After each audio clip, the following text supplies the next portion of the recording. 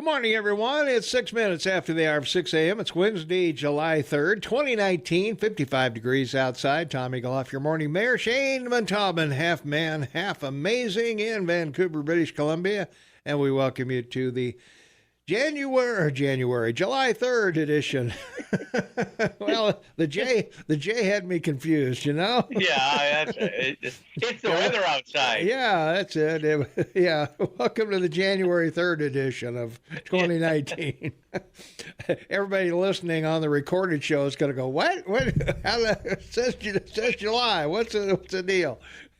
No, it is actually July 3rd. The 4th is tomorrow. We will be here on the 4th. We will be broadcasting live here. We'll have our parade at 8 o'clock. So you'll want to tune in for that. If you haven't experienced an AM 1450 Tom and Shane parade, well, I don't know. I don't know where you've been, but we... And the best part is it's just before your national parade. So, that's right. Yeah, you won't miss Trump and the flyovers and the tanks and everything else that they're going to have over there. So yeah, that's pretty good deal. Yeah, doing a big speech in front of on the steps of the Lincoln Memorial. So that's cool. Yeah, that'll be pretty nice. It'll be a good American day there for you, buddy. Amen. I'm for that. All right. Yeah, of course. Let's see. Our poll question of the day, we're asking, how do you listen to AM 1450 KMMS? Laptop or computer? You use our phone app, radio at home, mostly in the car, to and from work. How do you listen to us? So get over there and vote in our poll at kmmsam.com or on your smartphone at AM 1450 KMMS. So, yeah. So far, it's 50-50 laptop or computer and phone app. And that's nobody on radio, nobody at home yet. So maybe they're not up yet. Yeah. So they're taking the day off. That's right. Well, our weather today, pretty chilly. 65 degrees is only going to be our high today. Scattered thunderstorms around the area, about a quarter inch of rain expected. It's going to rain pretty good in the middle of the day, around noon to 1, so forth in there. And then on the 4th, well, it doesn't get any better. 70 degrees will be the high, 48 the overnight low. And again, thunderstorms are in the area, and you're going to get some rain in the evening when you're trying to shoot off your fireworks. So depending on where you are, you may or may not have a wet or dry 4th there. So, but the 5th, partly cloudy on the 5th. The rain kind of goes away, only about a 20% chance of rain on the Friday, the 5th. And those of you who have a 4-day weekend, Saturday is going to be 80 and mostly sunny and 79 on Sunday. So pretty good days for the weekend. And then of course, the rain moves back in, as it always does, it seems like. I don't know. On Monday, thunderstorms come back, and they will be in the late afternoon for your commute home. So about a quarter of an inch again of rain expected. And the same story on Tuesday, a little less rain, no thunderstorms in the forecast. But the rest of the week, Wednesday, Thursday, Friday, 75, 81, 82. Wow. I would go for those. Those temps are pretty good to me. Or sound pretty good to me anyway. Temperatures around the area right now, Livingston is 54 degrees. Manhattan is also 54. Three Forks is 56. Let's see. Galton Gateway is 53. Ennis is 48. Big Sky is 46. And at the airport in Belgrade is 54. We're right at 54 degrees here also. So that is your forecast for the next 10 days. So enjoy it. Right. Enjoy it while you can. Yeah. Well, on this day in history, who cares? The city of Quebec was founded in 1608 by Samuel de Champlain. Champlain. Champlain. Champlain. I love your accent. Your accent's great. Samuel de Champlain. It's the capital of Quebec. Right. French. City population is about 550,000. Really? I thought it was bigger than that. And the metropolitan area is about 850,000. Oh, I thought it It was makes bigger. it's the second largest city in Quebec after Montreal. Yeah. I think it's the seventh or eighth largest metropolitan area, because of their Well, that's surrounding right. area. You've only got about 30 million people there, so I keep forgetting that. 37 now. Oh, 37 now. Oh, yeah. It's the 11th largest city in the country. And the great thing about it is, if you want to have incredible French food without Yeah. having to go all the way to France, there's like two 3-star restaurants and two 4-star restaurants. You can fly to Quebec City and have in the old part of the city some in old Quebec City. It's just the food is phenomenal and it's all French. Wow. So there you Okay. Yeah. Can I get a croissant there, do you think? Oh, yeah, fresh every day with coffee. All right. Well, in 1775, General George Washington took command of the Continental Army at Cambridge, Mass. That's right. And, two things that are probably remarkable about this man, because he was the wealthiest guy in the colonies at the time. Towards the end of the war, he was financing it himself personally because the Continental Congress, surprisingly enough, wouldn't get anything done and provide funding. So, folks, this has been going on for 250 years. And I was going to say, yeah. Yeah, Valley Forge is probably his most famous victory, as everyone knows. Mm-hmm. It's September of 1777.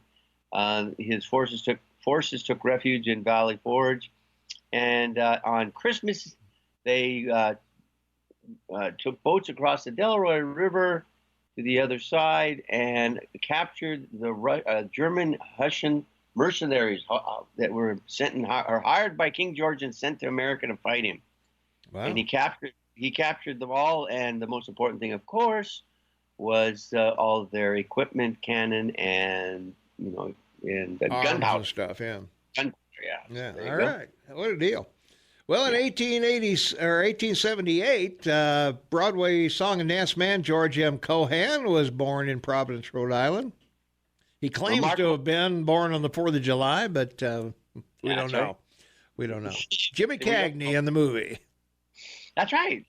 And on May 1st, 1940, President Franklin Delano Roosevelt presented him with the Congressional Gold Medal for his contributions to World War I morale in writing over there, there. Right. And your grand old flag. By the way, there's a remarkable statue of him in New York, in Times Square in New York City. And just a little personal note: go to that spot where his statue is. Real short guy, he's like 4'8", Mm-hmm. Very cool statue. And it's right in the center of Times Square on this little spot. And it's funny because there's like this telephone booth for the Marines for you to enlist right there. And I took my daughter there once in December 1999. We were on a trip, and we walked down to Times Square, and they had this big event going on with fans and everything, and they were taking pictures of people. So we turned and I said, "You've got to look at the screens." And we looked and at the top of the screen, it was my daughter and I. Oh yeah.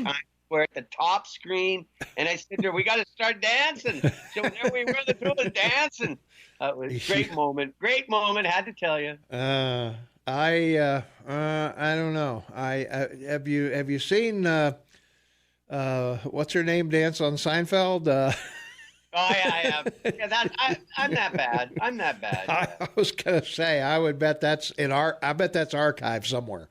Yeah. Well, swing dancing. No, I'm the best swing. I can teach any woman in less than 30 seconds how to swing dance. Okay. All right. Guaranteed. Okay. Any woman. You think I've been dancing with them for 20 years. All right, ladies, I don't know if we'll have any music at our event on the 26th of July. Oh, no, I didn't bring it up for that reason. No. But Shane will be giving dancing lessons at our evening with Tom and Shane, which will be... Now I have to literally I was going to wear thongs, now I got to wear dancing shoes. Now you got to wear your tap shoes, yeah. So... That's right. We'll tell you more about the evening with Tom and Shane later. Let's see. Where are we here? Yeah, we got time for one more for the break. 1898, the U.S. Navy defeated a Spanish fleet in the harbor at Santiago, Cuba.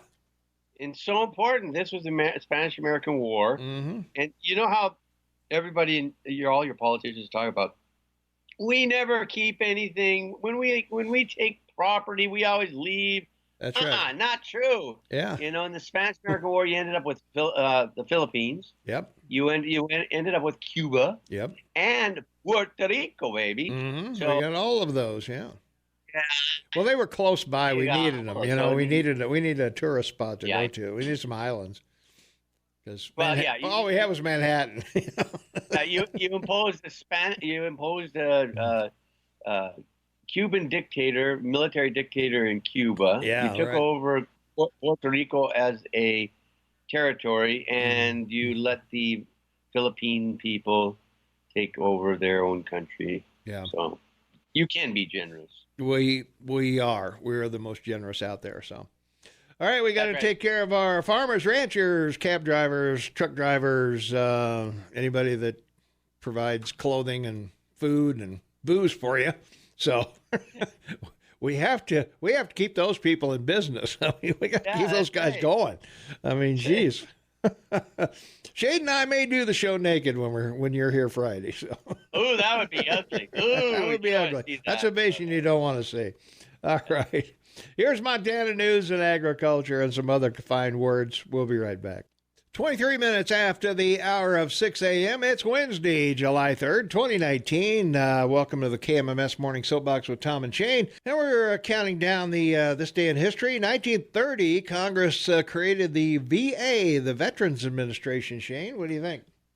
March 15, 1989. Amazing. 378,000 people work for the VA, but they have a budget of 106. Are you ready for this? $1 billion. I know. Now it's 180 billion. Yeah. Interesting concept in that the whole purpose of it has been to sort of establish the long-term liability on an actuarial basis of the veterans, which is about $2.4 trillion in taking care of them. Yeah. Because it's become so big, and particularly the fascinating thing is that that it was 1989. I mean, this is like, 44 years after World War II. So there's always been an interest. Well, it was 1930. I mean, I'm sorry.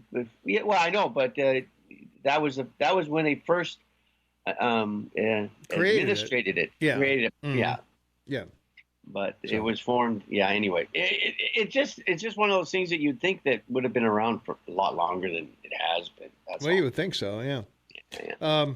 Yeah. I had my VA physical the other day over there, and I don't know. I've interacted with the VA a few times for various reasons, and I've always had a pretty good response from them, and care and whatever.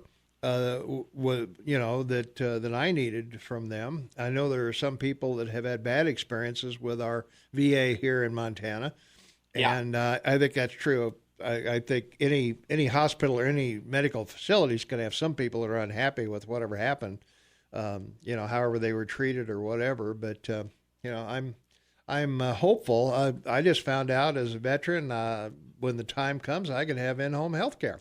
That's right. The VA will cover that for me as a veteran, and I didn't know they did that. So, yeah, I just want to apologize. My reference to 1989 was the year it became a cabinet level department. Oh, okay. So it was a department, like you said, in 1930. But it was just the Veteran Affairs. That's that building over there. Right? Yeah, right. Yeah. Don't bother us. Go over there. Yeah. Now the Secretary of Veteran Administration is at least in the cabinet. Okay. Well, in 1962, on this date, Algeria became independent after 132 years of French rule. So. Yeah. And who cares? Well, people of Algeria do, I guess, but. Yeah, but it was a real problem because it was the closest colony to France, right across the Mediterranean Sea, to North Africa. 42 million people. Yeah. $700 billion GDP. But 16,000. But it was the French. I mean, I'm surprised the French didn't surrender to Algeria. Come on. Well, they almost did because of the terrorism and everything from the Algerians to get their independence. Well, that's what I'm saying. That's a no-brainer. Well, they did surrender in Vietnam too, so you know that. That's true. They did. Let's go to the phones. 522-TALK is the number, 522-8255. Caller, you are on the morning soapbox. What's up? Well, you were talking about the VA, and I've been to the VA here and always been, treated really great. I do get my eye checkups through them, and just it's kind of a preview of socialized medicine, because just to get a phone call to make an appointment, because that's a nightmare, man. That's a nightmare. Yeah, it was 8 months before I got a phone call just to make the appointment, and then another 2 months. So it was 10 months before I got my eye exam. Wow, ouch. And I get one every 2 years. Yeah. So, and I mean, Advanced Eye Care takes care of it because, I don't go to Fort Harrison or wherever it is. Yeah. So, but, it's just kind of shows you what socialized medicine is like. I don't mind the wait. They always treat me great, but 8 months if it was an emergency. Yeah. Well, I think if it was an emergency, they'd take you, but. Yeah, but anyway, it's kind of frustrating that you have to wait 8 months for a phone call. Well, yeah, that's a little much. I think I'd call them before 8 months again. I called them. I called them several times, and the office in Bozeman, they were great. I mean, they put a phone call in. They said, "Man, they're just backed up," and well, I think they've only got one eye person that works there and works part-time or whatever. So, yeah, it's an issue. I have mine there, too. Get glasses from them as well. So, yeah. Hey, so anyway. Thanks for the call, man. Appreciate it. You bet. Bye. All right. Bye-bye. All right. We got to pay a couple bills. We got Montana State News, Fox News, and we got Brandy with the weather, who sounds like she's hungover from she started her fourth early. I don't know, but anyway, we'll be back. Brady Brewster with the weather. Those weather women, they're all pretty good looking, Tom. Well, I don't know. They maybe. We'll see you later, right after this. 24 minutes for the top of the hour. It's Wednesday, July 3rd, 2019, 54 degrees outside. Shane Matobin on the line from Vancouver, and Tom Eagle up your morning mayor. And welcome to the KMMS Morning Soapbox with Tom and Shane. 1971, rock singer Jim Morrison of The Doors died in Paris at the age of 27. Joined the 27 Club, Shane. Yeah, an OD. Yep. Along with Kurt Cobain, Amy Winehouse, Jimi Hendrix, Janis Joplin, great entertainers and talented people that just, I don't know. I guess you get famous around 19 or 20, and then by the time you hit 27, it's just overpowering, the fame and the stress and the traveling and the concerts and the drugs and alcohol and everything else. More drugs. Well, and more drugs, yeah. Yeah. All right, we got to talk about the Statue of Liberty, because it's going to take us a minute at least, because there's so many things that are important. And tomorrow's the 4th of July. Okay, what's so important about the... where's the Statue of Liberty? Oh, you mean after the 1985 Back to the Future release with Michael J. Fox? Yeah. That one? Yeah. Okay. Then Ronald Reagan presided over a ceremony in New York Harbor that saw the relighting of the renovated Statue of Liberty on this date in 1986. And on an aircraft carrier, big fireworks display, and no one said anything, and it was huge. But anyway, this is great, because I love this story. All right, so it was dedicated, was a gift from the French people, dedicated October 28, 1886. Frederick Augustus Bartholomew, whatever. Bartholomew. He was the sculptor, but he designed the Statue of Liberty from the goddess Libertas, who was a liberty goddess of Rome, which is sort of a bit surprising. Now, do you know what's on the tablet? Their left hand, because the torch she holds up is in her right hand. Yeah. You know what's on? On the tablet on the left hand? 1776. Yeah, very good. All in Roman numerals. Mm-hmm. That's boy, you're way ahead of probably anyone else that might know. Well, okay, I've never been there, but I've seen pictures. So no, why bother going? Now, the only other thing I wanted to mention, because before I give you the sizes and everything of it, because it's a remarkable thing. You know, it's 151 feet 1 inch, 46 meters tall. The ground level to torch is 305 feet, and you can still walk to the top, which I've done. But you might find this interesting. So the French ran out of money for it. So Joseph Pulitzer of the New York World, Pulitzer fame, did a drive with his newspaper to raise the final money from 120,000 American contributors who donated less than $50 each to pay for the final cost of finishing the Statue of Liberty. So while it was a gift from the French, just want all you Americans to know out there, you paid for it. Okay. Well, it was also a puzzle. You had to put it together. That's right. That's right. Yeah, they're lucky they got it put together correctly, or otherwise the torch might have been pointing toward Manhattan or something. They had to take it apart and then bring it across, of course, on ships, and then put it back together. But it's a remarkable display in the harbor of New York City, of Liberty Island, and you know it's a great one-day excursion to go out to Liberty Island and then go over to Ellis Island. So that's what most people do. Okay. On this date in 1988, the USS Vincennes shot down an Iranian airliner over the Persian Gulf, killing all 290 people aboard. So yeah, the thing about this that's so fascinating is this is not the only USS Vincennes. There was a sloop of war, 18-gun, 1826. It was commissioned in 1826 and sold in 1867. Then there was C-44, was a New Orleans class cruiser, commissioned in 1937, and was in World War II. And then the Cleveland class cruiser in 1944 was commissioned in 46.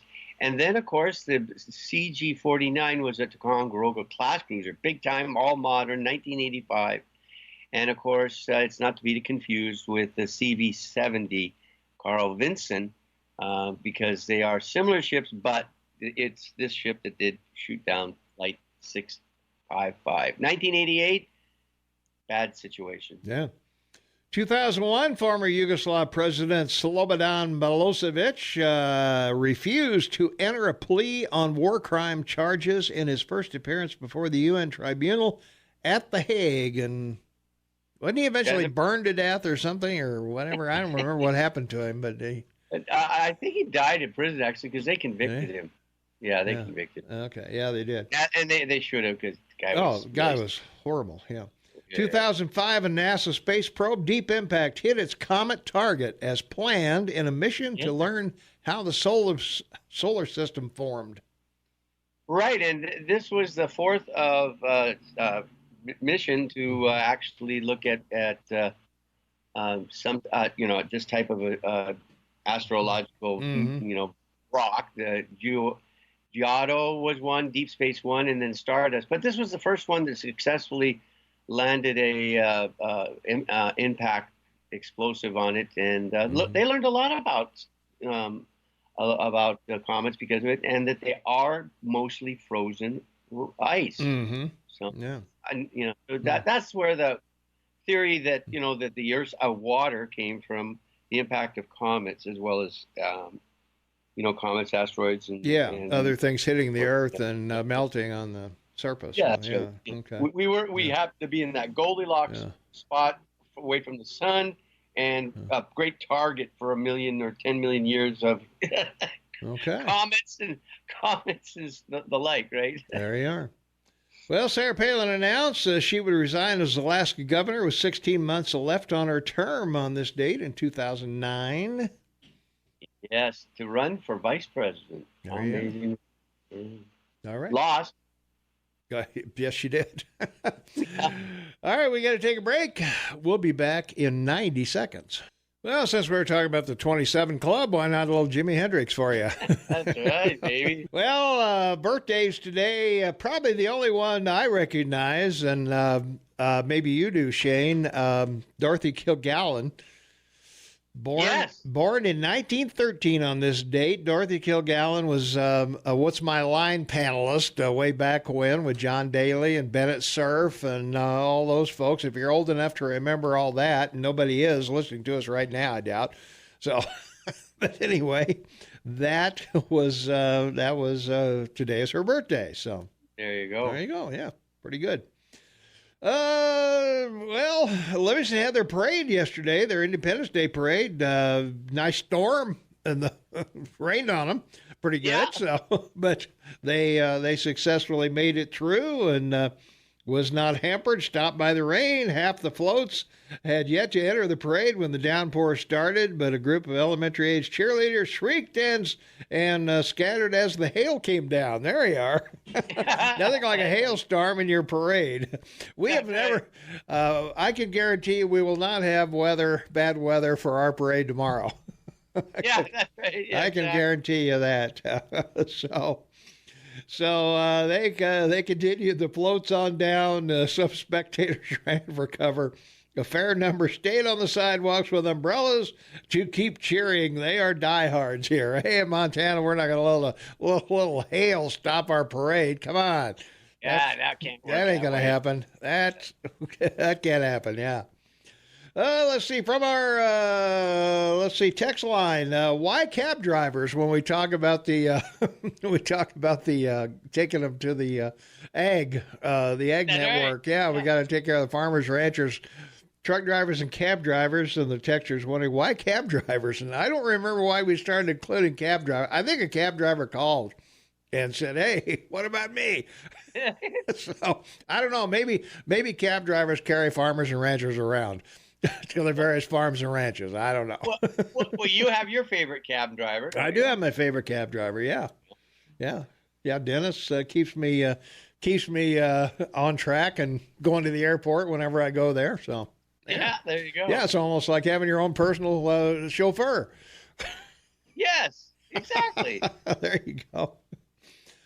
All right, let's see. Let's check our poll because let's see. Reload that bad boy, and we've got, let's see, the phone app is still in the lead, 26%. 20% listen at home and to and from work, 13% mostly in the car, and another 13% on the laptop. And then we've got one other, Fox News to hear some real news, Tom and Shane are BS. So I guess that means... That must mean brilliantly succinct. I don't know. Ooh, I like that. That's very good. It may be. I don't know.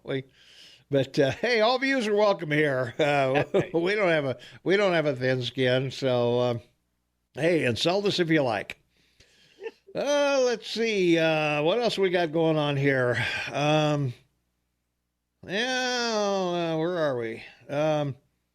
Let's go over to here. We'll find something. The fire department dip in calls, Shane, but continues to grow. So our fire department answered about 1,000 less calls than they did in last year. They got 45,089 calls versus 4,996 the year before. They don't have a reason why, other than I guess we're being safer.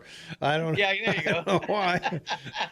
So maybe we're not smoking in bed as much. We're not smoking as much as we used to, and the energy efficient appliances might have something to do with it. I don't know. We're not overloading our electrical systems like we once did. So I don't know. But. Well, I bet we get over 12,000 phone calls a year. Oh, I would imagine, yeah, in your city, yeah. No, I'm talking about you and me, Righteous Eagle Man. What do you mean? 12,000 calls here at the station? Yeah. Oh, well, yeah. Of course we do. Yeah. Of course we do. Yeah. And the listeners are fired up. That's right. And you and I both give good phone. Well, yes, we do, I guess. Well, the spokesman for the fire department said it's the most firefighters the city's hired in one group since opening the fire station 3 in 2009. They got 6 new firefighters joined the department, and 3 of those are women. So, or two of those hires are women. Sorry. Adding to the balance to what has become a male-dominated role in Bozeman. So we got some female firefighters over there, so good for them. And so we hope that that continues, that we don't have major fires and stuff going on. So, yeah, well, I got to tell you, like when I used to travel and I'd go to big cities, I always like to go by and see, whatever hotel downtown I was staying at, I'd ask the doorman, closest fire station. Yeah. And I get a coffee and I'd walk down, stand across the street from the fire station. And the reason is just to see all the women that would go by until we look at all the firemen. I shouldn't tell these stories. I know. You are one weird guy. Hey, it's true. Like tell you, man. You go into a store. Right. Only you. Did you? What were you standing out there with a big sign that says available for food or something? I just stand across the street and drink my cup of coffee. Yeah, right. I was looking for that, that first last kiss. Come on, we all are. Looking for your next wife, huh? Yeah. All right. Let's take a phone call, and we got to take a break. Caller, you're on the air. Can you help us out this morning? Jeez. Well, yeah, you guys keep talking about Slobodan Milosevic as being a bad guy. Yeah, well, he wasn't a good guy, but he wasn't all that bad, I guess. Whatever. Well, he, Did he make the trains run on time? Well, yeah, he did, but the ethnic Albanians were killing off all the Serbians, right? Well, yeah, they were bad people, too. Right. And so he went to war with them. Well, factions of his country went to war with him anyway. Yeah, that's true. But I want to read this to you. After Milosevic's death, the International Court of Justice concluded separately in the Bosnian genocide case that there was no evidence linking him to genocide committed by Bosnian Serb forces during the Bosnian War. There was no evidence linking him to any of that. Oh, okay. And the War Crimes Tribunal was illegally brought together. It was without the consent of the United Nations General Assembly.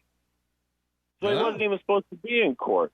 And he was railroaded. And the reason he was railroaded was because he was denying the Muslims the takeover of his country. And so the United States and the United Nations are not having any of that. If you notice, there's no white country. You can't have a white country on the planet right now. You can't have a white country in Africa. You can't have a white country in Europe. You can't have a white country in the United States. There's no place where white people are allowed to live except Russia. And not that they're allowed to live, but that they can call their own. There's nobody out there trying to bring a bunch of Chinese into Saudi Arabia. There's no group out there making a concerted effort to bring a bunch of white people into Africa. So the Africans get their country. The Middle Easterners get theirs, and they get Europe. The Mexicans and the Central Americans get all of South America and Mexico. And China. And now they get China. Now they get the United States, too. Right? All the right. Asians. Well, it's crazy that there's this white genocide going on the globe. We're the least populous race of people on the globe, and we're the one being wiped out, and everybody's giving Milosevic a hard time. And white people need to open their eyes, or you're not going to have any white people anymore. Well, if the birth rate continues like it is, you're exactly right. There won't be. Well, it's not the birth rate. We're an endangered species, in case you hadn't noticed. So are the Chinese or the Japanese. And the only countries that are like India, and Indonesia. Yeah, right. Yeah. But look, man, they're killing all the white farmers in Africa. Like, if we all came from Africa, why can't white people have a country in Africa? There's a lot of countries in Africa that are all black. Why can't there be an all-white one? I mean? I don't know. Well, they're killing all the white people in Africa. They're killing all the white people in Indonesia. So, it's pretty sick, this anti-white racism that's going on, that's perpetrated by white people, and white people burying their head in the sand over it and just allowing it to happen. But that's my view. You guys have a good day. All right. Thanks for the call. All right. We got to take a break. We'll be right back in 2 minutes. 3 minutes for the top of the hour. It's Wednesday, July 3rd, 2019, 54 degrees outside. We're looking for a high of only about 65 to 68 degrees today. It's going to thunderstorm most of the day, and so you got that to look forward to, and it won't be fun, so enjoy it while you can. There you go. Well, good news, folks. The Bozeman Fire and Police Department are mulling getting a drone to help with things like looking for missing people, investigating and documenting incidents. I wonder how many drones will fit in the Bearcat. That's right. Very good call. Bozeman Police Chief Steve Crawford and Police Chief Josh Waldo presented the idea at the Bozeman Public Library Tuesday and explained how they would use a drone, also known as an unmanned aerial system. 3 people went to the meeting and asked questions after a presentation and met with Bozeman Police Sergeant Travis Munter, who bought a drone similar to what the department wants. Crawford said a private donor offered to pay for the drone. There you go. Wish private donor had offered to pay for the Bearcat, but guess not. Which they estimate would cost at least $1,500. So that's some pretty good drone, I guess, they're going to get out of that. Got to have a camera on it and whatever, but they said a drone would be used to document outdoor crime scenes, investigate certain calls, and look for missing people. He said a drone could make it safer for law enforcement when looking for someone who might be hiding, and more efficient when looking for a missing person. So, yeah, I would think $1,500 for a drone would be a reasonable expense, and they'd probably use that often enough to make it worthwhile. Except there's one problem with this. What's that? There's over 2 million drones in the United States, all of which were built in China. So the Chinese have put in chips in all these drones, all of them, that allow access by the Chinese to all the cameras and the information they gather. So this is really great. So your police department is going to provide all this police information to the Chinese from their drones. You sound like a conspiracy theorist. No. The NSA put a report about it just about a month ago. Really? Oh, yeah. They're really concerned about it because this is one of these access issues like, that we talked about, like with Huawei on, the CFA or the. Well, we need an American-made drone company then. Yeah, somebody out there listening to us needs to start a drone company without the chips, and I mean that would give you a leg up already. Oh, they do. They in the report they covered all areas of the economy that this is really they're concerned about, particularly agriculture. So, all right, yeah. All right, when we come back, 5 things you need to know, like it or not. We'll be right back right after this. All right, welcome back, everyone. It is 4 minutes after the hour of 7 a.m. It's Wednesday, July 3rd, 2019, 54 degrees outside. Shane and I will be here tomorrow and Friday. We're going to work all week long, so, why not, huh? What else are we going to do? Sleep in, shoot fireworks, take a 4-day weekend? I don't think so. Who wants to do that? Go for a walk? Yeah, we'll be here. We'll have our parade tomorrow. In case you haven't heard, Shane Matabin is coming to Bozeman on July 26th. He'll be in studio with me on July 26th, and that evening we're going to go over to the GranTree at 6 o'clock, and we're going to have an evening with Tom and Shane.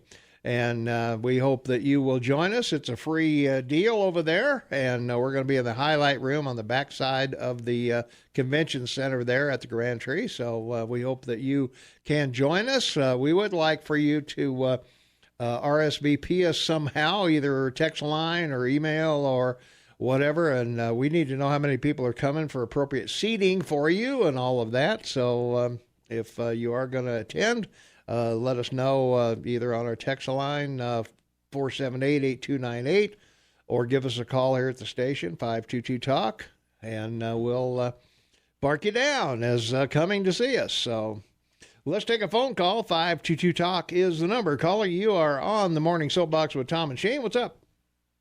Well, this is Clint. Hey, Clint, are you coming? I'm going to come. My wife and I will both come, and we're going to try to bring the Polish princess with us. Well, yeah, she called the other day, wanted to know when it was, and we'd like to see all three of you there. And I think a lot of the listeners would like to come and meet you and see put a face with a voice and all that. Yeah, we appreciate it. Hope you will come. And you got to bring all your coffee buddies too. Remember? Yeah, well, I got a few of them too. Well, they're all farmers. They're most all farmers and ranchers out here in the valley. Yeah. Friends of mine for years. But I wanted to ask you something, Tom. Sure. Well, I want to say something first. Wayne Edsel, when he died, he had his deal at the old school, the Emerson. Okay. Yeah. And they had three guys in there that played music, and they played the big band era type music, and the place was packed with people. Yeah.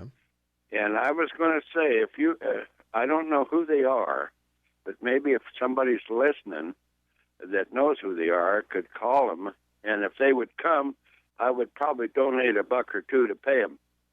Well, all right. Well, Shane's volunteered to give dance lessons to the women that are coming. No, I did not say that. Well, what I would, it's difficult. Okay. What I would do is if they would come, and I'd appreciate it, and I think everybody else would appreciate it, and I think it would behoove them for themselves to kind of promote themselves also. Well, sure. And, yeah. Well, if you can get them, find out who they are, or if somebody knows and can call us, that'd be great. We'll and we could give them a few bucks, Sure. Yeah. That's what I'm thinking. So anyway, for years I've been on this radio for over 20 years. You and me both. Yeah, we both have, Tom. And we've talked to lots of people, lots of different ones. Now, like Shane, when he come on. Yep. And it's been a wonderful experience to me. I've had good callers. I've had bad callers call me. But mostly always good. And, they're all rooting for us out there to do the right thing, which we all do. Yep, that's true. And that's what it's all about. And to know each other and love each other, that's the main thing. Yeah.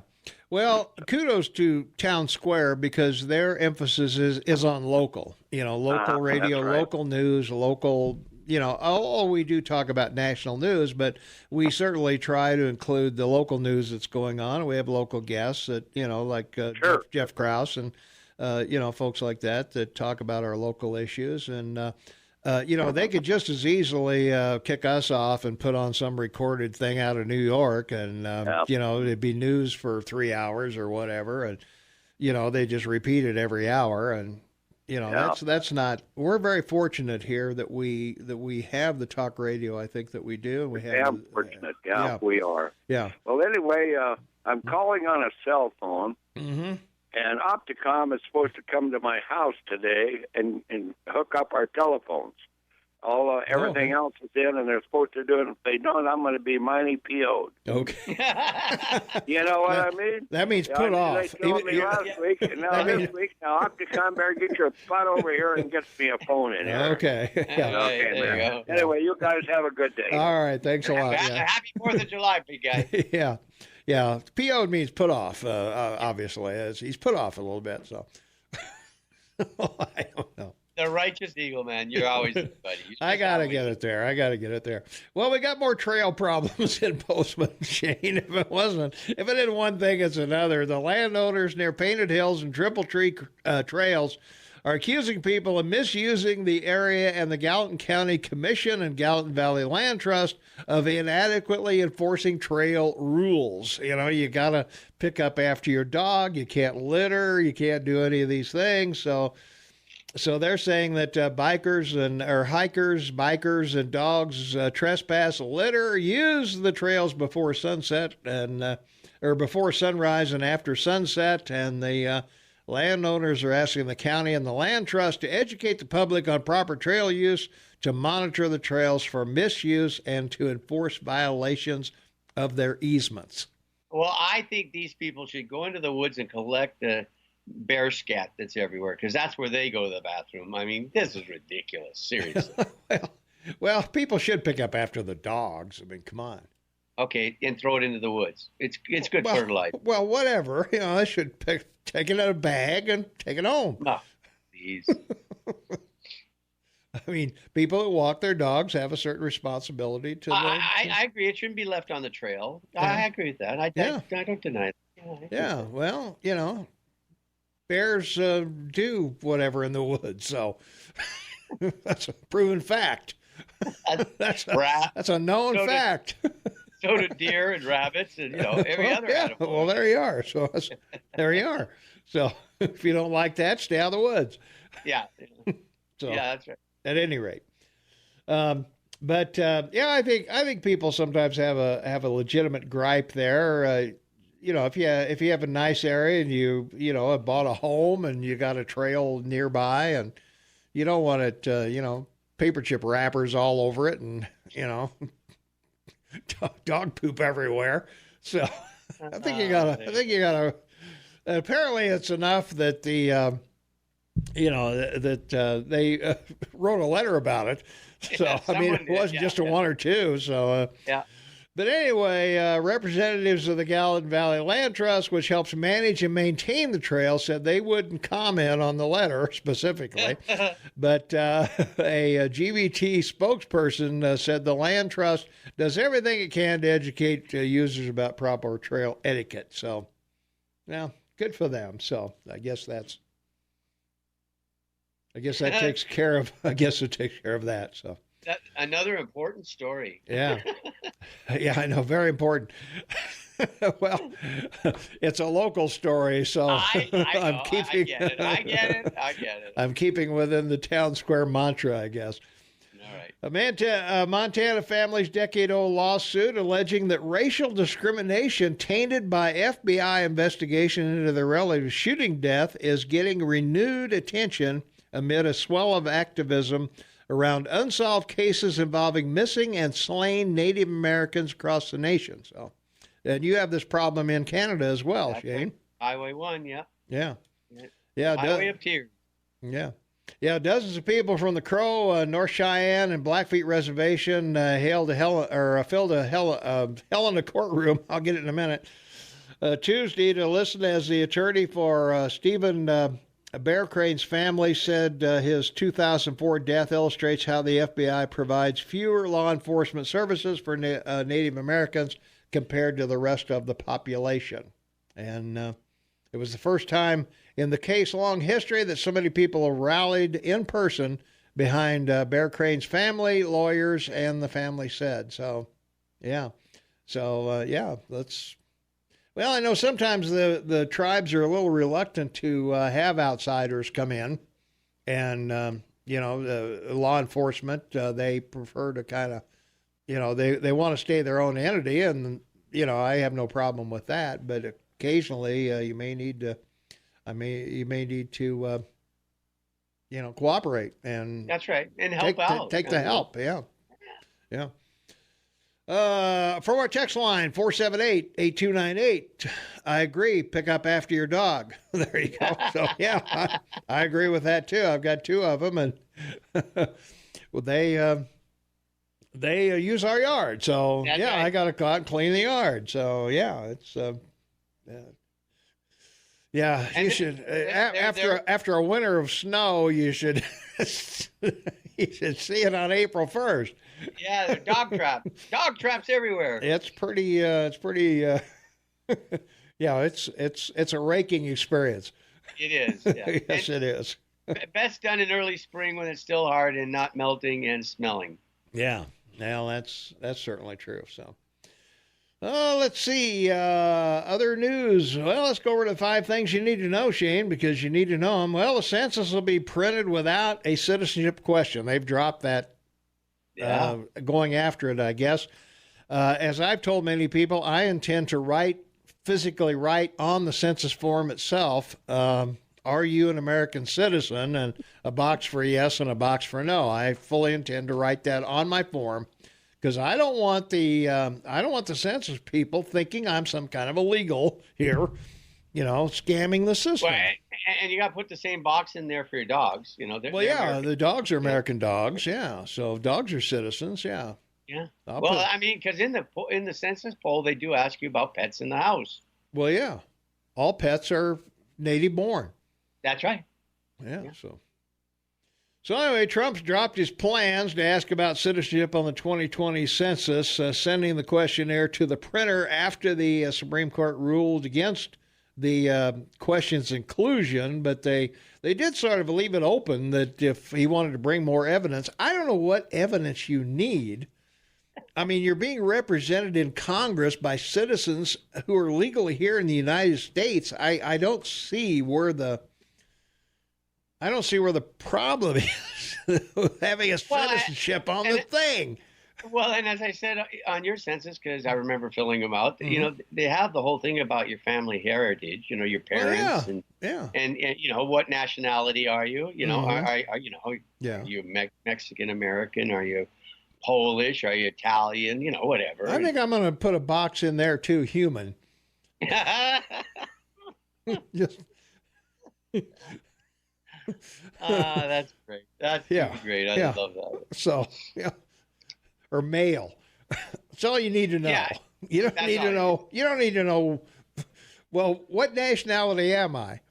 Yeah, I'm right. American. So. What? And next to that box where you put male, you should have like little boxes for extra large, large. Yeah, right. Medium. Yeah, medium, small. I'm an extra large male. Yeah, right. Thanks, I needed that. Well, you're a big guy. You're like what, 6'4"? Yeah. Let's see. I don't know. I didn't fill out the census the last time, and they came to my house about a dozen times, and I have a real problem filling out a shopping list for entitlements. I'm sorry. I just don't. Hey, I'm sorry. If you need money, but. You don't need to know how many toilets I have or. Yeah, what a strange question that one is, isn't it? Yeah. When we did the census the last time, we were doing open range back into 2010, I guess, or maybe it was the census before that we were doing open range. I don't know. Anyway, I pulled up the census form and we went through the thing, and every single thing is how much money does this group get and how much money does that group get. And, yeah. I didn't see the white privilege crowd getting a lot of money in there, so no. I don't know. But anyway, I refused to fill it out, and they came to my house, threatened me with all kinds of stuff, and I just never did. And I said, we got two people living here, one male, one female. We're both voting age. We're represented. All you need to know is, are we represented in Congress? And that's all you need to know. That's it. That's it. So there you are. So they can come or go or whatever. I'm sure illegals would be honest on a citizenship question. Well, they shouldn't receive one if they're not citizens. That's from our text line.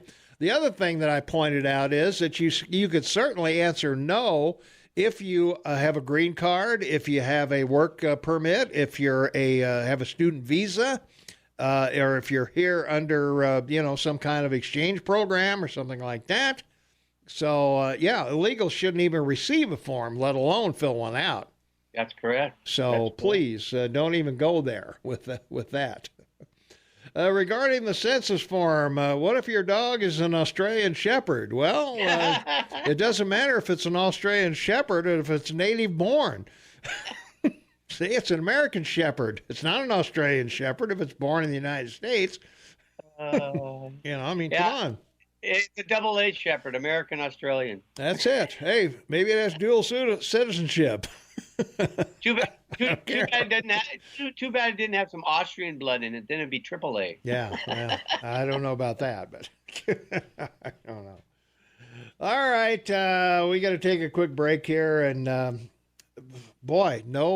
babble, no physical maladies listed. All we've got are local folks. Well, except for ZipRecruiter, but anyway. We'll be right back right after this. 2.5 minutes.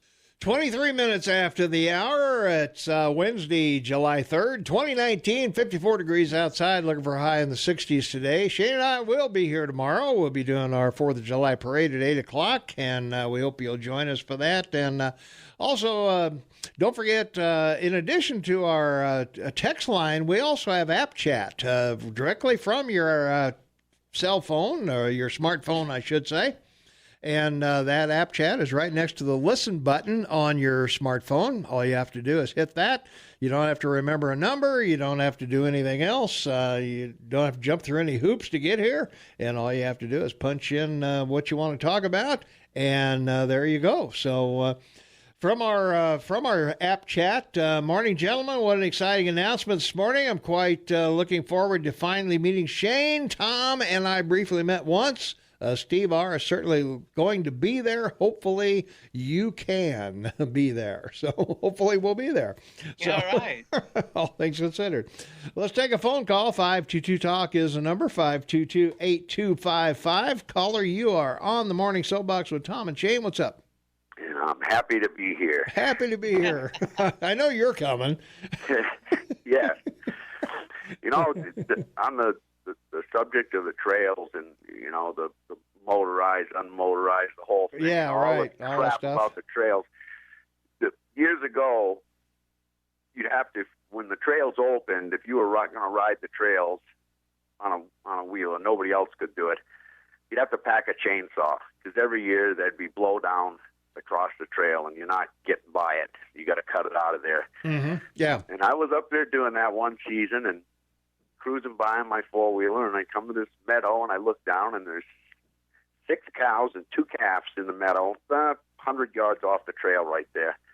And I just putted right by them.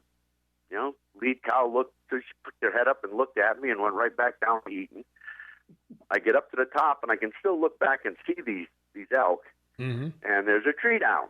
So I pull my chainsaw, I'll fire that thing up, cut the tree out of the trail, and I shut my saw off. And when I shut my saw off, after about 60 seconds, and I'm strapping it back on the wheeler, I can hear people talking. And what the hell? I said, somebody must be walking up here, but I didn't pass them anywhere. You know, when I was a little ways in there, couldn't figure it out. Well, there's 3 people and a dog, and they didn't even get in sight of those elk. And that lead cow picked her head up, and they were gone. Really? My four-wheeler and my chainsaw didn't bother them one bit, but them 3 people and that dog running right out of that meadow. Well, it was the dog, probably. Yeah, well. They sense that dog, or smell the dog, or heard the dog, and they're out of here. Yeah, well. Dogs are a lot like wolves, you know. No, not them Shih Tzus. Well, that's true. Yeah. And the other thing is, you know, you were talking about the census, and I agree with you 100%. Yeah. How many toilets do you have in your house? Yeah. It doesn't matter, Tom, because you can only use one at a time. That's true. Yeah. Or you have to be really careful or really fast. You got to be really quick if you're going to use more than one. That's right. But yeah, there was another thing that there was on the trails. There was a woman that put an article, wrote a letter to the editor back mm-hmm. in the days when Bozeman Talk was run by the newspaper here, the Chronicle, and she just wrote this diatribe letter to the editor about some poor guy who went up there and walked with snowshoes on their groomed cross-country ski trail. Mm-hmm. And I'm there. Snowshoes don't have motors on them. So what is the deal? You talk about intolerance. Yeah. I mean, give me a break. What are they going to do? Put signs up? No snowshoes. Yeah. I mean, come on. These people are so intolerant. They'd complain no matter what. It's amazing. And I actually had to pen a response to a letter to the editor with a letter to the editor when they used to put my letters to the editor in the paper. Yeah. This is a long, long time ago when the earth was green. Yeah. But that might not be a bad idea for Town Square. Yeah. the morning Soapbox talks or something. I'll come up with a better one. And it was a discussion thing. You know, you could go in and respond to people, and it was basically response to, it could be to anything that was in the paper, but it was mostly the editorial page that people would respond to, and you had your screen name and the whole 9 yards. And I think what happened, there was like 4 or 5 of us conservatives out here, and we just kicked the crap out of about 30 liberals, and they got sick of that, so they just banned it. Yeah. They didn't. I know they don't do it anymore, but it was pretty interesting. Bozeman talks. Yeah. way back in the day. Anyway, you guys have a great day, man. All right. Take care. Happy 4th. Hey. I'm looking up here. I've got the samples of the citizenship questions for 2020 census. Oh, And it has citizenship asked since 1820, by the way. Right. And it says, is this person a citizen of the United States? And the choices are yes, born in the United States, yes, born in Puerto Rico, Guam, Virgin Islands, or North, whatever they are. Yes, born aboard U.S. citizens or parents, and yes, U.S. citizen by naturalization, or no, not a U.S. citizen. So, Well, there you go.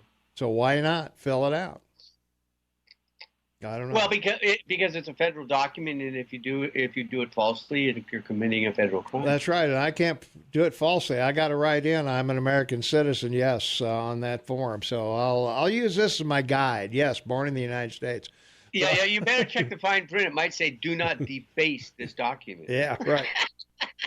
24 minutes for the top of the hour, Wednesday, July 3rd, 2019, 55 degrees outside. Shane Tom and Tom Eaglehoff, welcome to KMMS Morning Soapbox with Tom and Shane, and we're happy to be here with you. We'll be here tomorrow as well, and Friday.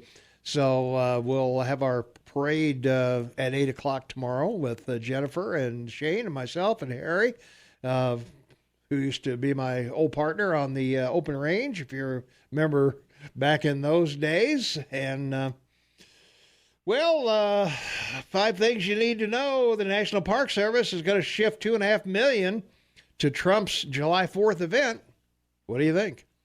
Well, it's amazing, established August 25th, 1916. What's that? 102 years, the National Park Service.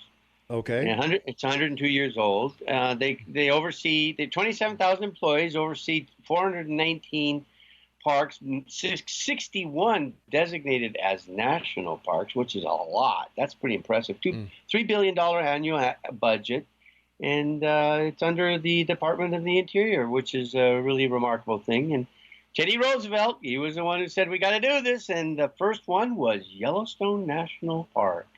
Yeah. So there you go.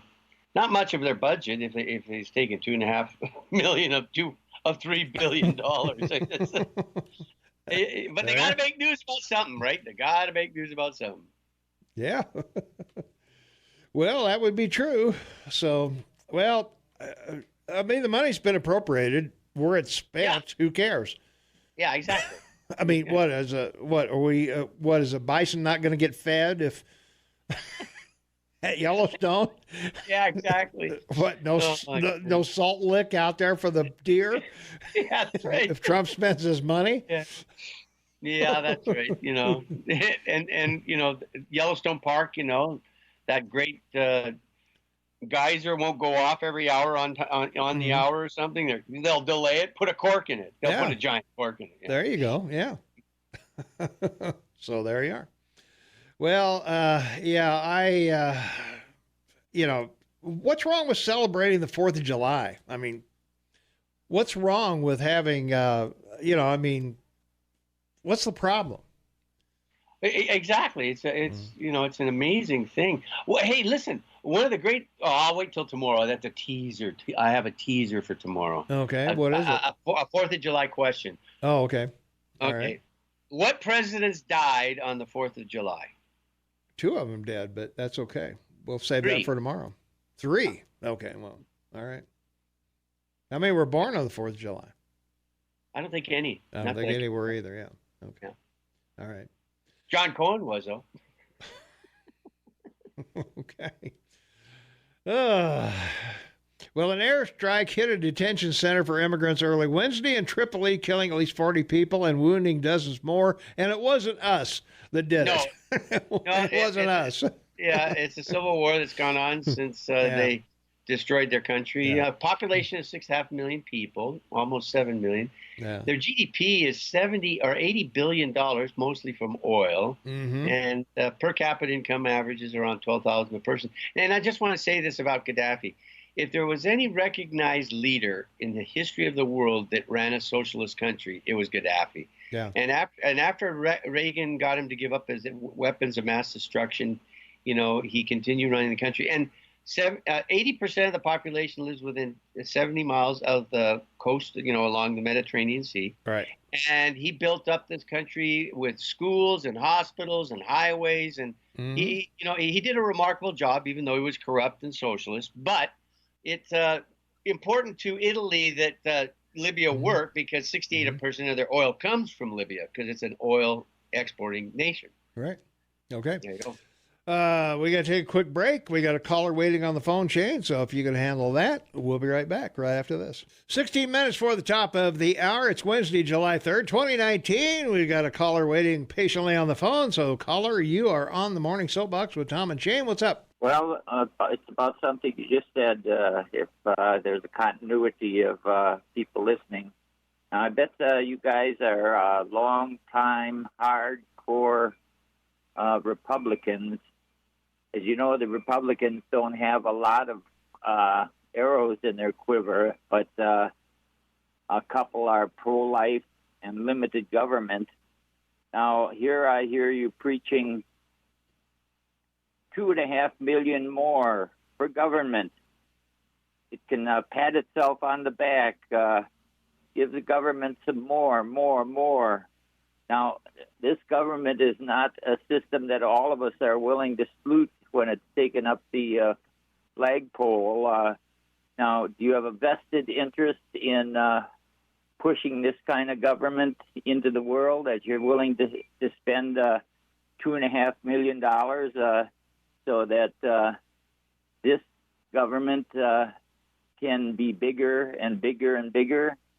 Well, it's not bigger. This money isn't appropriated in addition to what we've already spent. This money was appropriated for the parks, and we're going to spend it to celebrate the birthday of America. What's the problem?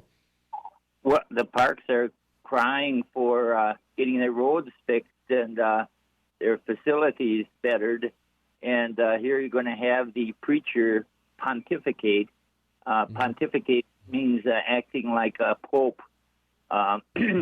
Pontificate about the glories of the old-time government. I grew up in the inner city. We're not all that happy about the old-time way that the country was set up. What inner city did you grow up in, by the way? That's Milwaukee, which is segregated city. It was the 13th biggest city when my parents brought me there in about 1948.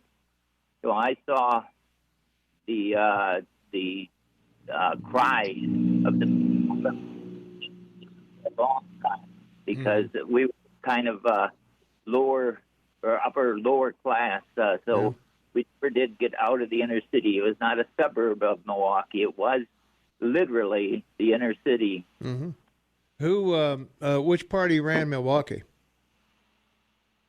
What is the question? Which party ran Milwaukee? Well, as a matter of fact, from 1948 to 1962, it was a socialist governor, a socialist mayor, Frank Ziegler. He was just up the block from me. He wouldn't desert his city when it changed hands to now one of the more segregated cities.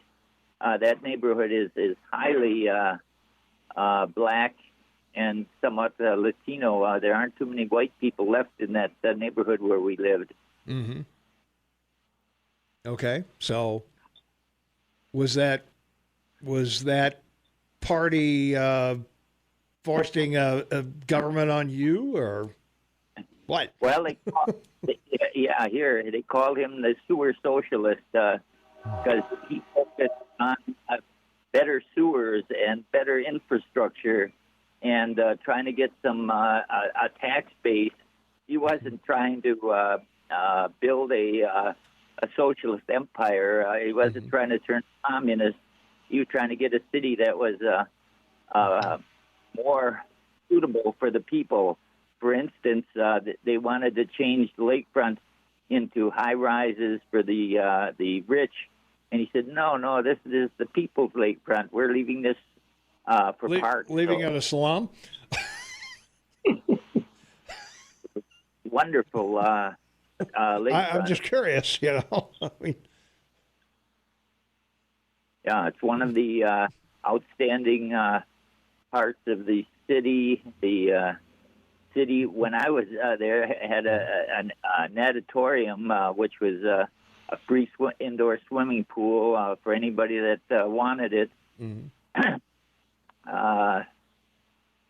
It was trying to do things for the people and not let this imbalance happen, because with this imbalance of the super rich and the super poor, you're not looking at a very stable country. These kinds of things cause quite a bit of unrest in the Mideast, and I would not bet on this kind of income for one group and the loss of feeling valued by another group. Well, I think it's how you feel as a group. I think that's on your own shoulders, isn't it? Well, yeah, the attitude. I mean, I feel pretty good, but the reason that I feel pretty good is that I think I've made wise decisions through my life. That's why I think I feel good. It isn't because of somebody else got rich or somebody else was had more than I had. It was because I made decisions based on how I wanted to live, and they weren't all the right decisions all the time, but I think for the most part, if you're rich or poor, it's based on the decisions you made in your life. That's right. Good choices, good consequences. Bad choices, bad consequences. That's right. Yeah. All right. Were there institutionalized blocks put in place by the system, like people that are tall with big bellies are not well received by the leadership? They'd rather have some people that play tennis. You shown a picture when you were in the prime of youth. You were quite a chubby guy. What if chubby guys were on the out, like people with black skins at that time, and you had to really push through some obstructions that were well, that would be something that I could take care of. I couldn't be taller or shorter. I couldn't change my eye color. Couldn't change physical impairments or anything like that. But I could certainly improve my physical self. That's right. And Dennis Nadler, the Democrat congressman from New York, has been in the Congress for 39 years. Chubby chicken, I call him, right? Mm-hmm. But he's had a bypass or whatever they call that, the thing to reduce his weight. Stomach because he was like over 300 pounds, and he was pretty good, but he got elected being a fat guy. So I don't know. I got to take a break, Dan. I'm sorry, but we gave you plenty of time, so we'll be right back. We'll be right back right after this. 4 minutes before the top of the hour. It's Wednesday, July 3rd, 2019, 55 degrees outside. Shane Matobin on the line. Tommy Goloff, your morning mayor in the house. And this is the KMMS Morning Soapbox from our text line, 478-8298. I will be at your event. Mayor is coming, Shane, so Mayor will be there. Excellent. Yeah. What's the difference between an indigenous American and a Native American? Well, as I understand it, the definition of indigenous would be the people as a group who were here before anyone else came, and the native is the ones who are currently here. Correct. That would be my definition of the two. Indigenous normally means the beginning of someone being somewhere, I guess. So. Yes, it's an adjective word, and it's originating or occurring naturally in a particular place. Yeah. And referenced as a native. So, for example, I am a Native American. Now, I'm not a American Indian, but I was born in this country. That makes me a Native American. Right. I'm not indigenous to this country. That's right. Yeah. So. Which is very good. Boy, the righteous eagle man, like right off the top. Got it, man. Got it. Yeah. So native is a person born in a specified place or associated with a place by birth, whether subsequently resident there or not. Right. There you go. There you are. You're a native, baby. You fit the description. I don't know how many generations you have to be here before you're Native American, but I'm taking that. So I'll maybe you got that moniker hung around your neck. Yeah. I'm going to mark that on the census. Yeah, that's right. I'm a native. Yeah. That's right. If you protest on the 4th of July, you should be deported or shot. Maybe you should be shot and then deported. I don't know. One of the two, I guess, huh? Time to annex Mexico. Celebrating the 4th is seen as promoting nationalism by the Dems, and that is a no-no from a signed text. Might I remind all the anti-independence holiday people, the money being spent on the celebration comes from the national parks that are owned by the American people and paid for with the people's money. Rather spend it on that than illegals at our border.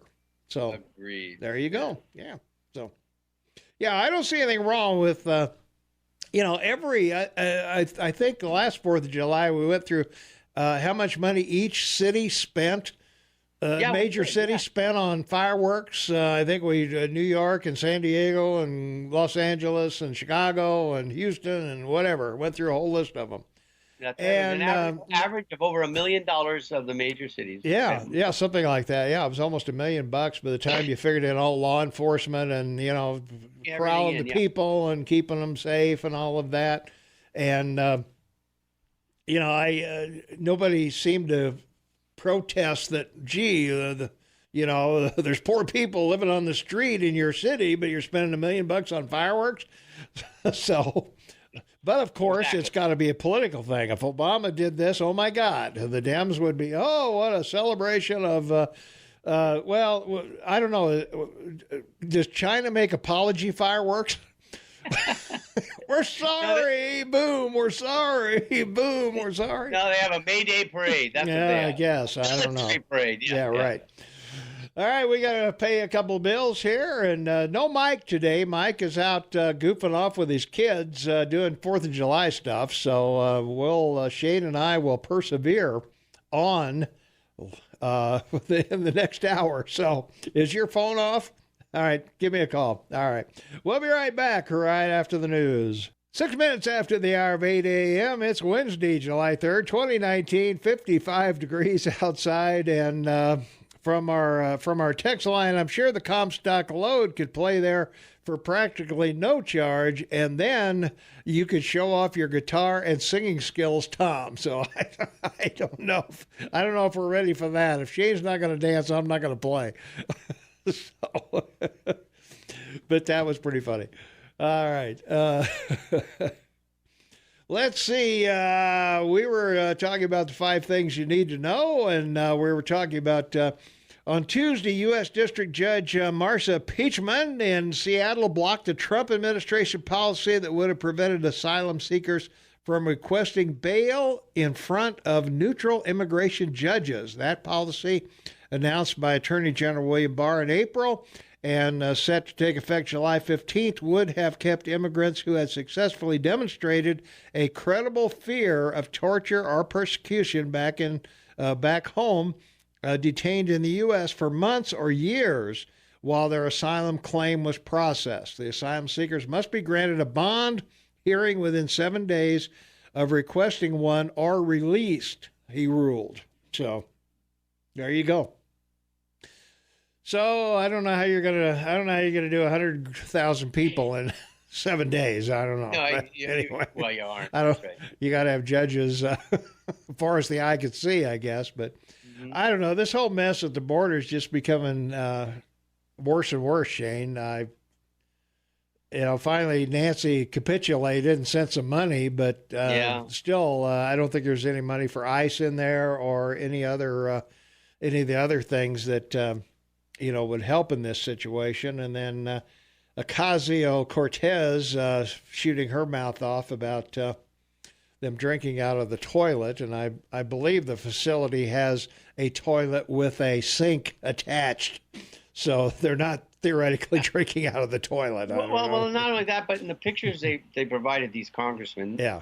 In one of them, you can see an orange cooler with cups on it around it. Yeah. I mean, it's like, come on, seriously, like, Yeah, it's silliness. I don't think so. So, but anyway, I don't know how many of these people have a legitimate asylum credibility or not. 95% are sent back. So well, far. that's what we're thinking, I guess. So anyway, on a brighter note, the women's soccer team heading to the finals in England, or they beat England. They're heading to the finals. That's right. That's so cool, isn't it? I mean, it's really great for soccer and for your country, and and they'll either play the Netherlands or Sweden for the championship. Yeah, so there you go. I really think it's interesting. The women make more money off the field.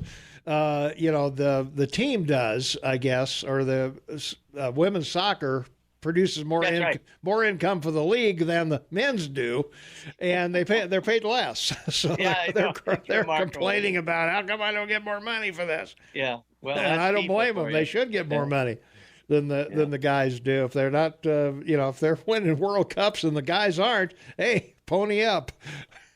Let's take a call. Let's take a call. 522-TALK is the number. Caller, you are on the Morning Soapbox with Tom and Shane. What's up?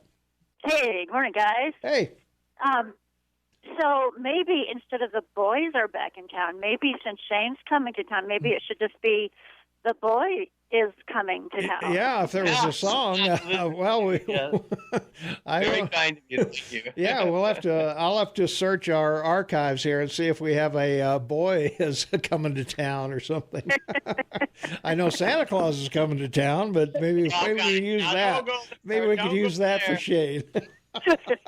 and Tom. Yes. You said one of the callers said he was PO'd. Yes, put off. Yeah, put off? Yeah, that's what that means. Put off, yeah. I thought it meant something else. Well, it does, but I'm on radio, so I got to clean it. I got to clean it up a little bit. Yeah. Okay, so we'll give you a pass on that one. Okay, thank you. And did Elizabeth Warren make a mistake? I mean, instead of Native American, maybe she should have said she was an indigenous. That's it. Yeah, she just blew it. Okay, so apparently back in October 2016, there was an incident that never really got reported in the news, and until recently it's been found out about Robert Hunter Biden. Yes. Yeah, apparently he had a Hertz rental car that he returned, and in that rental car there was found all kinds of things, so they know it was Robert Hunter Biden. There was an Attorney General's badge, there was a Secret Service business card, and there was a pipe used to smoke stuff. Oh, well.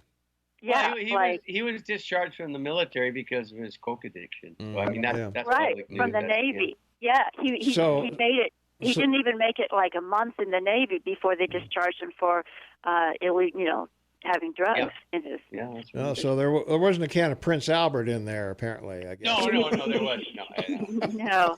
Yeah, but it never got reported, and it never even got prosecuted because I guess they thought they could only stick him with minor things. Yeah. But, he was. So, and also he's got the position with this Ukrainian natural gas company called Burisma Holdings. Yep. And what's that, Shane? He's paid $50,000 a month. Yeah. $50,000 a month. Yeah. Mm-hmm. And he got, and his firm also received $1 billion in private equity from the communist Chinese government. Actually, it's $1.5 billion, and his brother and him went on Air Force Two to China. Yeah. To negotiate that. So Vice President Biden, as vice president, with his son, went to China and left with $1.5 billion. That's a big for the kid's hedge fund for gas and oil, which the kid knows nothing about apparently, or hasn't studied anything about it or whatever. So I don't know. Reading, and this will never be asked in a debate. It'll never be asked in a debate. Oh, it will come Reading from the article, it said Hunter Biden's position at the Ukrainian natural gas company has come under scrutiny in the wake of his father's push. And apparently, as vice president, Biden pressured the Ukrainian government to terminate a governmental investigator, Prosecutor General Viktor Shokin. Right. Yeah. So, can you imagine if that had been Donald Trump Jr.? I mean, President Trump would be in such a hot seat. They would be impeaching him for that. He wouldn't even. Yeah. If that would have been their collusion. Yeah. And it's on tape. It's on tape. He says, "I'm here for another 6 hours." And he looks at his watch. He says, "If you don't fire this prosecutor, I'm canceling the $1 billion that you're asking for." Yeah. I mean, it's on tape. It's like, wow. I mean, do we have bribery and corruption up to the neck, up to the eyeballs? You think? We have a selective prosecution in the United States. I mean, imagine if that had been Donald Trump Jr. President Trump wouldn't probably even have made it to the presidency. Yeah, maybe you're right about that. It gives such a pass to the Democrats. They just try to lessen everything and make it seem like, it wasn't a cocaine pipe, it wasn't meth, it was cocaine. It was not, and it was a frat pipe. Boys will be boys. Right. Always trying to diminish and lessen the corrupt things that the Democrats are doing, and yet a Republican conservative could jaywalk, and they want to throw the book at him because he did this, he jaywalked. It's just insane. And the way our media has such a bias is. Well, it's like an NBC video that's 25 years old shows up 2 weeks before the election, right? Yeah. Yeah. What are we going to do? Thanks for the call. Are you coming on the 26th? Possibly. Oh, and by the way, Jane, I don't need dance lessons from you because I am married. Oh, well, okay. No. It's a date night. It'd be a great date night. Yeah, bring your husband. Yeah, bring a your date husband. night with my husband. Yeah, right, bring your husband. Right. Yeah. So don't look forward to giving me any dance lessons. Okay, I'll dance all right. with my husband. Okay, good. I'm not saying that.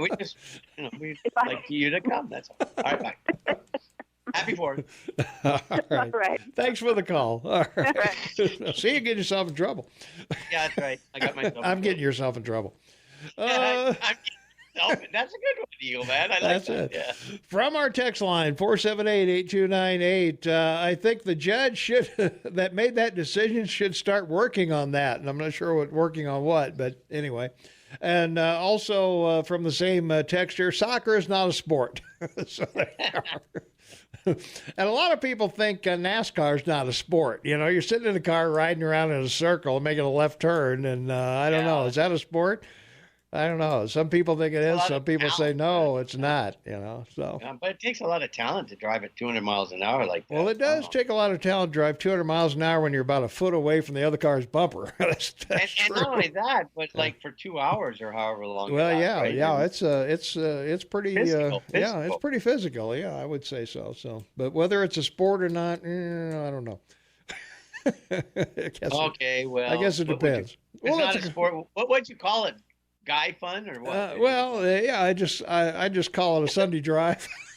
Sunday driver. That's good. Yeah. The Eagle Man slams it. Look at that. All right, I love it. So anyway, we'll let the listeners decide if it's a sport or not. Yeah, exactly. If soccer is, or I mean, what's hockey? Soccer on skates? Pretty much, isn't it? Isn't it pretty much the same thing? Well, you got a stick. I guess it's what is it? Lacrosse on skates, maybe. Might be closer. Basketball is soccer that you can touch? Yeah, I guess. I don't know. Yeah. So anyway, let's see. Women's soccer is more fun to watch. It is fun to watch. Yeah, it's fun to watch the girls go tumbling across the grass. Well, they just seem a lot more aggressive than men do playing soccer. Well, they do. They don't pull any punches. That's for sure. No, they don't. I mean, they're out there, beating it. The thing about the men is that they feign these injuries. Oh my God! Oh, I was, you tap them on the arm and they're falling down like they got a broken arm and they're, on the ground for hours. I've tried too many times to watch soccer and seen it end up with, they kick the ball at the net at the end of the game to decide who wins. Like, no way. Yeah, I know. That's yeah. They should play until the guys fall on the ground and someone scores. Right? Yeah. Now, indoor soccer, the wife and I used to go to that in San Diego. And, it's played on the hockey rink, and they got 6 players rather than, I don't know what they got in the regular. 11 or whatever. Yeah, 11 or 12 or whatever. But it's high scoring. It's faster. They kick it off the side walls, and pass it that way. And it was pretty cool for a while. So. But it didn't last. Indoor football. Indoor football was like that too. It was very fast. Yeah. It just didn't last. So, anyway, let's see. So, some other things that are going on. We got several things on our website that we need to talk about. Go over there real quick, and let's see. From our text line 478-8298, women's rugby puts soccer and football to shame. Yeah, now there you go. Rugby's tough. That's scrum. That's a men and women's sport there. So nobody understands how it's played, but we know we know. They sort of get together and push each other around, and then somebody breaks out, and then somebody cricket. And they pass it to somebody else, and they pass it to somebody else, and away they go. So I don't know. It's something. So. But anyway, on our website, certainly June was the deadliest month on Montana highways in a decade. Shane, we had a lot of folks lost on the highway in the month of June. That let's see, Memorial Day and Labor Day is known as the 100 deadliest days of summer, but in June, we had nearly 30 deaths occurred on Montana roads since the beginning of June, and that is not, and there's not one leading cause for the increase. It's not alcohol, it's not weather, it's not the normal things that are going along, but still it's pretty tough. And then the Bozeman area. Events are also on our website at kmmsam.com or on your smartphone at AM 1450 KMMS. The Empire Lions Club, they're going to do the Festival of the 4th, and they'll have fireworks at 10:30. Several food trucks will be there. They are going to be at the Gallatin County Fairgrounds. XL Country will start with patriotic music on the radio beginning at 10 p.m. there, so you can tune the fireworks to that if you want to. And they're having a free ice cream social at the Living History Farm. That'll be at out by the Museum of the Rockies, 2 to 4 p.m. on the 4th.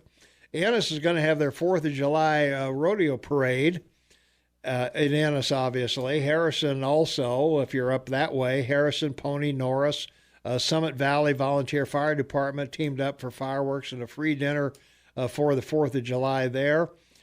Join Reach Incorporated for their 12th annual Race for Independence on July 4th at the Reach Work Center. That's at 322 Gallatin Park in Bozeman. Get registered for the 10K or the 1K before 8 a.m. and you can sign up on our website at kmmsam.com. Also, they have music on Main. Enjoy Tris Munsick and the Innocents on Thursday in downtown Bozeman. Main Street's blocked off from Rouse to Black, and music asks from 7 to 8:30. And also the NRA 4th of July Rodeo. Enjoy rodeo action on Wednesday, 8 p.m. and again at Thursday, 7 p.m. at the Ennis Rodeo Grounds. And, of course, not to forget the Livingston Roundup, which is going to take place this week, too.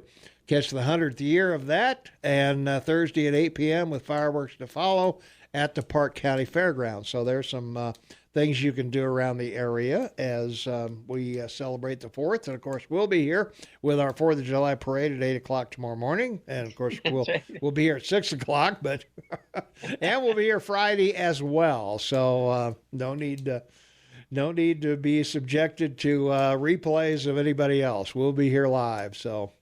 Well, the great thing about all these rodeos and events that are going on is that, remember, you guys stay inside for like 9 months of the year. Like, well, yeah, we got to get outside and do something. So, yeah. You got to get out now and romp around. And yeah, we're trapped. So, So we got to get our sea legs back. Chase those tumbleweeds with your kids. There you are. All right, we got to pay a bill. We'll be right back. All right, 25 minutes after the hour of 8 o'clock. It's Wednesday, July 3rd, 2019, 56 degrees outside. Mike McCormick's not with us this morning. He's out doing 4th of July stuff with the kids and the wife and family, and so they're out celebrating or hiking or doing something. I don't know. Well, we could do a market update if you like. We could do a market update, I guess, because, the markets will be closed tomorrow, but we're pretty much in the green so far, hanging on. Right across the board, the Dow's up to 70 points, 26,855. Standard & Poor 500 up 11 to 2983. So the Dow's up 10% now for the year, and the Standard & Poor's 500 up almost 9. NASDAQ is up 28 today, almost 11.5% for the year. Europe is all up, green everywhere. The FTSE in London, the DAX in Germany, the FTSE in France, even Spain is showing a willingness to jump. And apparently there's some good signals coming from the negotiating group with regards to trade with Europe and your country, which is sort of important and relative because of what your president wants to do with changing the global trading routes. And even Asia is showing some strength. They're down actually today. But for the year, they still showing some positive growth. The only market that's really up is India. So it's, in Asia, but that's okay. There's no problem there. Commodities, wow, look at this. Oil's back at $57 almost, up 69 cents. Natural gas, $2.27. Gasoline average in your country, $1.88 for tomorrow's 49 million people that'll hit the road. Wow, that's pretty cool. And gold, look at this, Tom, $14.20, up $1.56 today. Silver, $15.33. It's still well over $15. Soybeans, $8.25. It's up today to $8.86. Wow, that's wonderful. Wheat, $5.11, up $6.75. So looking good on lumber is still down, not playing any major play. Corn is up $4.24, up $11.25. Most of this has to do with the flooding in the middle part of your continent, as you know. Live cattle, $104, up 60 cents. Lean hogs, up 17 cents to 74.04. Beef is $10.79, up a penny. Poultry is $4.68. So, those things are holding in there. And the big ones we talk about, steel is $3,800, up $21. Aluminum is $17.82, down 12.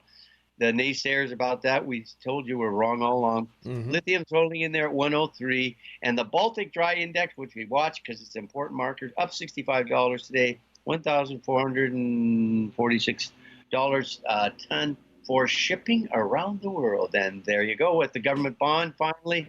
It's 1.195, so it's dropped under that 2% for the 10-year. The 30-year is at 2.48, so nothing major there. And the currencies finally, Europe is holding in at 113, so it's moved up a whole basis point against the U.S. dollar.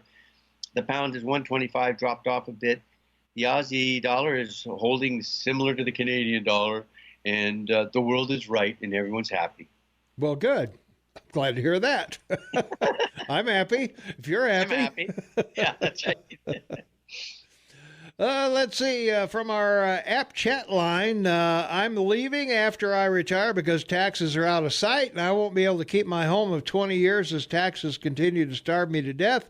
There will be an open vacancy when we leave. Thank you, Bozeman liberals. So there you are with that. So yeah. We got to pay a couple bills here at the bottom of the hour. We got Fox News. We got Montana State News. We got the weather. We've got stuff from the fairgrounds and all kinds of other things coming up. So another half hour to go, and we'll continue with local stuff. We got some roundabouts coming, believe it or not. So we're going to talk about that. We've got AOC at the southern border and a lot of other things to talk about. So hang in there. We'll be right back right after the news. 23 minutes for the top of the hour. It's Wednesday, July 3rd, 2019. Welcome back to the KMMS Soapbox with Tom and Shane.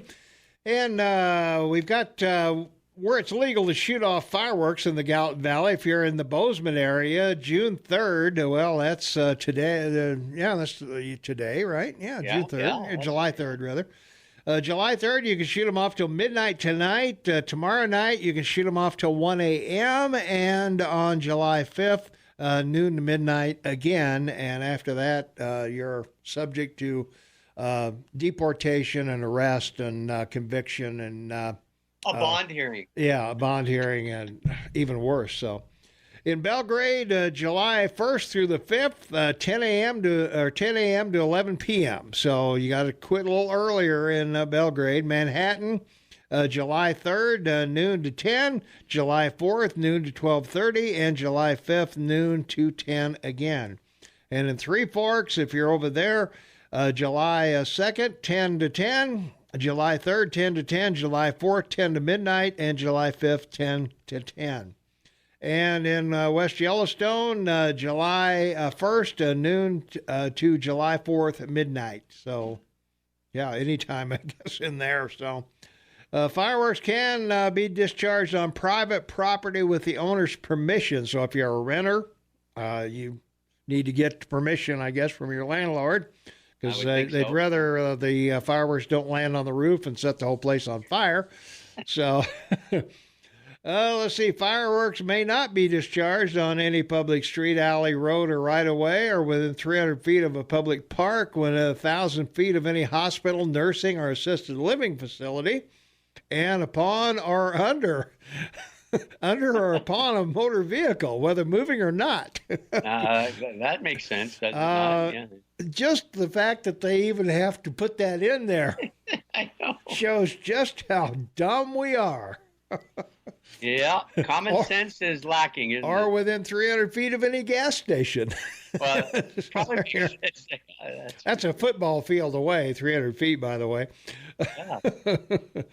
Let's see. Also, not legal. Fireworks that go no higher than 15 feet are not designed to, are not designed to explode. Sparklers under 12 inches. Wheel devices with no more than 6 driver units, or whatever that means. Let's see. Children should always be supervised when around fireworks. Children under 12 should not handle fireworks. Never pick up a firework that is a dud. Wait 20 minutes, then soak it with water first. Yeah, right. Yeah. Or use really long tongs. That's right. Avoid areas that are prone to fires and have a fire extinguisher and water with you. Discharge fireworks in a manner that does not endanger life, limb, or property. And don't combine or use fireworks in the wrong manner. And follow instructions, of course, on the fireworks themselves. And a big warning to parents, remember, a firework, just a small firework held in the palm of a child closed, will blow their hand off. It certainly can. Yeah. So by all means, let's not do that. So in other news that I wanted to cover, the Keystone XL pipeline has a new legal challenge going on, Shane. First proposed in 2008. The Keystone Pipeline was rejected by President Obama, revived under Trump. And appeals court last month, the Ninth Circuit, by the way, actually lifted an injunction that had blocked construction.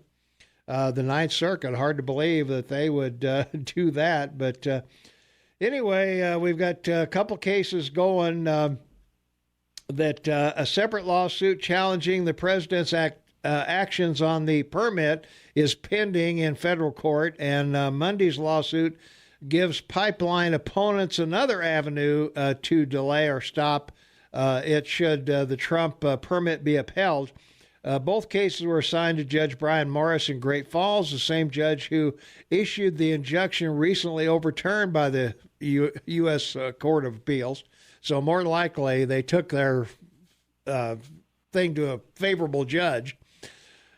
I'm wondering why, if you are for the pipeline, why don't you go to a conservative judge and get it lifted, make it a public record that go in there and fight for stopping it, and let that conservative judge overturn you, and go home happy. Yeah, under the guidelines, a federal judge can overturn an injunction. So I don't know why they don't do that. You're absolutely right. Yeah, the environmentalists claim the Army Corps did not examine the potential for oil spills and other environmental damages when it approved plans submitted by pipeline developer TC Energy. The line would cross hundreds of waterways along the 1,184-mile path from Canada to Nebraska. Actually, the Keystone pipeline we're talking about isn't going to Nebraska, I don't believe. No. Yeah, it's just going across the corner of Montana. Yeah, that's right. Pretty sure. Almost all the crossings fall under the Army Corps program that gives blanket approval to individual pieces of a bigger project without considering the potential cumulative impacts, according to the lawsuit. That means no analysis was done. The possibility the line would break. I don't think the line's going to break, but no. I don't know. And cause an oil spill are of its potential contributions to climate change. Oh, here we go, God, baby. Climate change, of course. Well, no wonder. Had I known that, I wouldn't even bother reading all this. Climate change is the obvious answer. Of course it is. Yeah. And while you think about that, we'll take this break. We'll be back right after this. 13 minutes before the top of the hour. It's a Wednesday, July 3rd, 2019, 56 degrees outside. Shane Matobin on the line with me from Vancouver, British Columbia. Tommy Goloff, your morning mayor in the house, and welcome to the the KMMS Morning Soapbox with Tom and Shane. I believe from our text line, 478-8298, I believe the Ninth Circuit has some conservative judges appointed by Trump, and that would be right. They have replaced, a couple of them died, I think, didn't they, Shane? And, one passed away and two were retiring, yeah. Yeah, so, okay. Let's see, 6 words, and the guy is speaking Spanish. Babble is BS. I don't know. Wow, I'm so amazed I can confidently speak Spanish now. And BS is best speech. That's right, best speech. That's right. From our text line, 478-8298, stay away, kids. Let older people who've been drinking all day handle this fireworks situation. Right. That's right. Stand back and laugh. Right. Speaking of women's soccer, I have not noticed any other country there protesting their president and hating the country they represent by kneeling during their anthem. I wonder why that is. So, very soccer is monotonous. That is why fans riot in the stands to break up the boredom. Signed DM. So there you are, a signed text from one of our texters. We appreciate it. When you sign them, put your money where your mouth is. You're absolutely right. We appreciate that. So that's it. NASCAR sporting event. Okay, I guess it must be. So I don't know. There you go. As I said, I don't know if soccer or I don't know if NASCAR is a sport or not. And a lot of people have debated that on talk radio over the years on sports channels. As to whether it is or it isn't. So. But I don't know. Sitting in the car driving, we all do that every day. So, but the largest stadium in the world is NASCAR. I mean, it's 500,000 people. So. Oh yeah. Well, it's a popular sport. If you want to call it a sport, it certainly is. It certainly is popular. Yeah. A lot of people show up to sit there and watch 40 or 50 cars do a left-hand turn all afternoon for 3 or 4 hours. That's right. And drink cold beer in the hot sun. That's it. Yeah. Wave your flag and whatever else you do there. So that's right.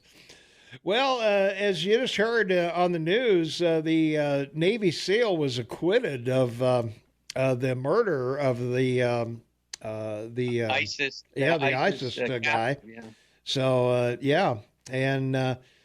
from Associated Press, the decorated Navy SEAL acquitted of murder and killing of a wounded Islamic State captive in Iraq. Thanked Fox News, President Trump, and 2 congressmen for their support during his trial.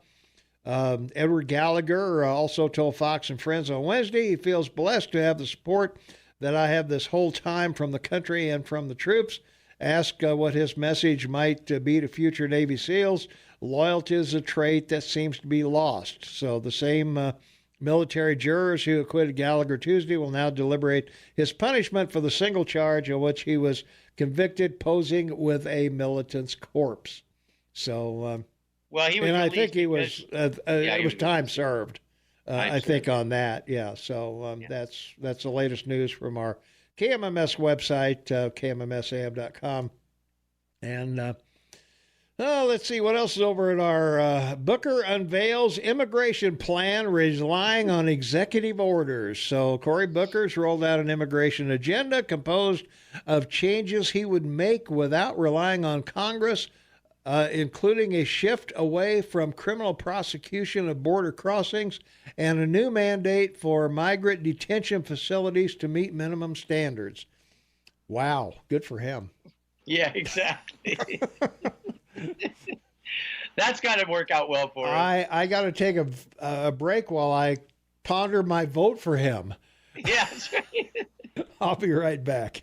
4 minutes before the top of the hour, and Shane, we're winding down here. Boy, it's been a fun day. It has been, and it's a great week, and there's so much to celebrate. I mean, for a hump day, this is not a bad hump day today. Everybody gets tomorrow off.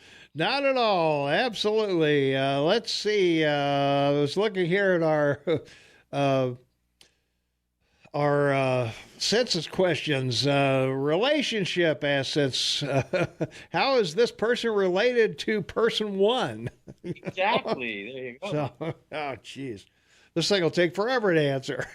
Yeah, exactly. Let's go to the phones. 522-TALK is the number. Caller, you are on the Morning Soapbox with Tom and Shane. What's up? Hey, good morning, gentlemen. Hey, how you doing? Good morning. Good morning, big dog. I just